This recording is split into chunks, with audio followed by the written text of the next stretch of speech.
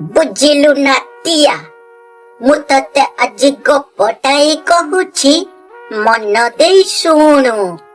ଏ ଗପରୁ ତୁ କଣ ଶିଖିଲୁ? ଗପ ଶେଷରେ ମୁଁ ତତେ ପଚାରିବି, ମତେ ତୁ ଉତ୍ତର ଦବୁ। ଗୋଟାଏ ଗାଁରେ ଗୋଟାଏ ବୁଢ଼ୀ ଓ ତାର ନାତି ଅନନ୍ତା ରହୁଥାଏ। ଅନନ୍ତାଟା ଭାରି ସରଳିଆ ପିଲା, ହେଲେ ତାର ଏଇ ସରଳତାକୁ ଗାଁ ଲୋକମାନେ ହୁଣ୍ଡାପଣ ବୋଲି ଭାବିଥାନ୍ତି। ବୁଢ଼ୀଟାକୁ ଗାଁ ଲୋକେ ନାଣ୍ଡି ବୁଢ଼ୀ ବୋଲି ଡାକିଥାନ୍ତି। ସେମାନେ ମଝିରେ ମଝିରେ ବୁଢ଼ୀକୁ କୁହନ୍ତି, ବୁଝିଲୁ ନାଣ୍ଡି, ତୋ ନାତିଟା ପୁରା ଓଲା, କିଛି କାମ ନ କରି ଘରଟାରେ ବସୁଛି। ସେଦିନ ବୁଢ଼ୀ ତାର ନାତି ଟୋକାକୁ କହିଲା, ଆରେ ନାତି, ତୁ ଏମିତି କେତେ ଦିନ ଘରଟାରେ ବସି ବସି ଖାଉଥିବୁ? ଗାଁ ଲୋକେ ମତେ କେତେ ଥଟା ତମସା କରୁଛନ୍ତି, ତୁ କଣ କିଛି ବୁଝିପାରୁନୁ? ମୁଁ କଣ କରିବି ଯେ, ମତେ ତ କେହି ବି କାମକୁ ଡାକୁନାହାନ୍ତି। ସମସ୍ତେ ଓଲା କହି ତଡ଼ି ଦେଉଛନ୍ତି। ମୁଁ କଣ କରିବି ତୁ କହିଲୁ ମା? ତୁ ଗୋଟାଏ କାମ କର, କାଲି ନିକଟ ହାଟକୁ ଯାଇ ଗୋଟାଏ ଗାଈ ଆଉ ଗୋଟାଏ ବାଛୁରୀ କିଣି ଆଣେ। ସେଇମାନଙ୍କର ଦେଖାଶୁଣା କର। ଗାଈ କ୍ଷୀର ବିକି ଭଲ 2 ପଇସା ରୋଜଗାର କର। ହେଲେ ମା, ସେ ଗୋଟାକ ଗାଈ ଯେତେବେଳେ କ୍ଷୀର ଦେବା ବନ୍ଦ କରିଦେବ, ସେତେବେଳେ କଣ କରିବି? ଆରେ ମୋ ନାତିର ତ ଭଲ ବୁଦ୍ଧି ହେଇଗଲାଣି। ବଢିଆ କଥାଟାଏ କହିଲୁ। ତେବେ ତୁ ଗୋଟାଏ କାମ କର, ତୁ ହାଟରୁ 2ଟା ଗାଈ ଏକାଥରେ କିଣି ଆଣେ। ଗୋଟାଏ କ୍ଷୀର ଦେବା ବନ୍ଦ କରିଦେଲେ ଅନ୍ୟଟି ଦେବା ଆରମ୍ଭ କରିଦେବ। ତୁ ଭଲ 2 ପଇସା ରୋଜଗାର କରିବୁ। କିନ୍ତୁ ମା, ଏକା ବେଳେ 2ଟା ଗାଈ କିଣିବାକୁ ପଇସା କୋଉଠୁ ଆସିବ? ତୁ ଜମା ବ୍ୟସ୍ତ ହୋନା ନାତି, ମୁଁ ସଞ୍ଚି ରଖିଥିବା ପଇସାରୁ ତୋତେ କାଲି ଦେବି। ତୁ କାଲି ଗୋଟାଏ ଗାଈ ଆଉ ବାଛୁରୀ କିଣି ଆଣିବୁ। ତହିଁ ଆର ଦିନ ଯାଇ ଆଉ ଗୋଟାଏ ଗାଈ କିଣିବୁ।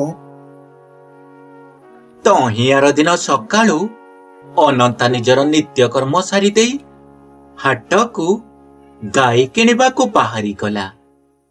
ମୂଲଚାଲ କରି ଗୋଟାଏ ବଢିଆ ଗାଈ ଆଉ ବାଛୁରୀକୁ ଧରି ଘର ମୁହାଁ ହେଲା। ଜଙ୍ଗଲ ରାସ୍ତାରେ ଅନନ୍ତାକୁ ଟିକିଏ ଥକା ଲାଗିବାରୁ ଗାଈଟାକୁ ଗୋଟାଏ ଗଛରେ ବାନ୍ଧି ଟିକିଏ ବିଶ୍ରାମ ନେଲା।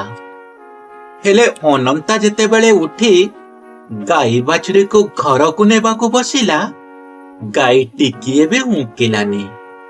ଅନନ୍ତା ଯେତେ ଚେଷ୍ଟା କଲେ ବି ବିଫଳ ହେଲା। ସେହି ଗଛରେ ଗୋଟାଏ ଟିକି ଚଢ଼େଇଟିଏ ବସିଥିଲା। ଅନନ୍ତାର ଏ ଅବସ୍ଥା ଦେଖି ଟିକି ଚଢ଼େଇଟି କହିଲା, ତୁମେ ଗୋଟାଏ କାମ କର, ତୁମେ ବାଛୁରୀଟିକୁ ଧରି ଆଗେ ଆଗେ ଚାଲ। ଦେଖିବ ଗାଈଟି ଆପଣା ଛାଏଁ ତୁମ ପଛେ ପଛେ ଯିବ। ଏହା କହି ଟିକି ଚଢ଼େଇଟି ଫୁର୍କିନା ଉଡ଼ିଗଲା। ଅନନ୍ତା ଏହା ପରେ ବାଛୁରୀଟିକୁ କାନ୍ଧରେ ଧରି ଆଗେ ଆଗେ ଚାଲିଲା। ସତକୁ ସତ ଗାଈଟି ଏହା ପରେ ଅନନ୍ତ ପଛେ ପଛେ ଯିବାକୁ ଲାଗିଲା। ଅନନ୍ତ ଗାଈ ବାଛୁରୀକୁ ନେଇ ଘରେ ବାନ୍ଧିଲା। ତହିଁ ଆର ଦିନ ସକାଳ ହେଲା। ଅନନ୍ତ ଆଉ ଗୋଟାଏ ଗାଈ କିଣିବାକୁ ହାଟକୁ ବାହାରି ଗଲା। ପୁଣି ଗୋଟାଏ ଗାଈ କିଣି ଅନନ୍ତ ସେଇ ରାସ୍ତାରେ ଘର ମୁହାଁ ହେଲା। ପୁଣି ଥରେ ଅନନ୍ତ ଠିକ୍ ସେହି ଗଛ ତଳେ ଗାଈଟାକୁ ବାନ୍ଧି ଦେଇ ଟିକିଏ ଥକା ମେଣ୍ଟାଇବାକୁ ବସି ପଡ଼ିଲା। ପୁଣି ଥରେ ଉଠି ଅନନ୍ତା ଯେତେବେଳେ ଗାଈଟିକୁ ନେଇ ଘରକୁ ବାହାରିଲା, ଗାଈଟି ଟିକିଏ ବି ଘୁଞ୍ଚିଲା ନାହିଁ। ଅନନ୍ତ ବିଚରା ଯେତେ ଚେଷ୍ଟା କଲେ ବି ବିଫଳ ହେଲା। ପୂର୍ବ ଦିନର ଟିକି ଚଢ଼େଇଟିକୁ ଅନନ୍ତା କିଛି ସମୟ ଅପେକ୍ଷା କଲା। ଅନନ୍ତାର ଏ ଅବସ୍ଥା ଦେଖି ଏଥର ଗଛଟି ଅନନ୍ତାକୁ କହିଲା, ହଇଓ ବାବୁ, ତୁମେ କଣ ଭାବୁଛ ଆଜି ପୁଣି ଥରେ ଟିକି ଚଢ଼େଇ ତୁମକୁ ସାହାଯ୍ୟ କରିବ? ତୁମେ ନିଜର ବୁଦ୍ଧି ଖଟାଇ ଉପାୟଟାଏ ବାହାର କରୁନ କଣ ପାଇଁ?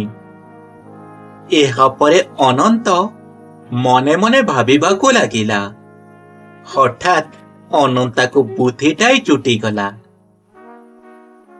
ଅନନ୍ତା ଗାଈର ପଘାଟାକୁ ଗାଈର ଶିଙ୍ଘରେ ବାନ୍ଧି ଦେଇ ଆର ମୁଣ୍ଡକୁ ନିଜ ହାତରେ ଭିଡ଼ି ଧରିଲା। ପଘାର ମଝିରେ ବିଡ଼ାଏ ଘାସ ଟାଙ୍ଗିଦେଲା। ଗାଈଟା ଏଥର ଘାସ ଖାଇବାକୁ ମୁହଁ ବଢ଼ାଇଲା। ଅନନ୍ତା ପଘାଟାକୁ ଭିଡ଼ି ଭିଡ଼ି ଚାଲିଲା। ଏମିତି ଭାବରେ ଗାଈଟାକୁ ନେଇ ଅନନ୍ତା ସହଜ ଭାବରେ ଘରେ ପହଞ୍ଚିଗଲା। ଏହାପରେ ଅନନ୍ତା ଗାଈ ଦୁଇଟାର ଭଲ ଭାବରେ ଯତ୍ନ ନେବାକୁ ଲାଗିଲା। ଖୁବ୍ ଅଳ୍ପ ଦିନ ଭିତରେ ସେ ଗୋଟାଏ ଭଲ ବ୍ୟବସାୟୀ ଭାବରେ ନାଁ କମାଇ ପାରିଲା। ଏଥର ଲୋକମାନେ ତାକୁ ବୁଦ୍ଧିଆ ଅନନ୍ତା ଭାବରେ ଡାକିବାକୁ ଲାଗିଲେ।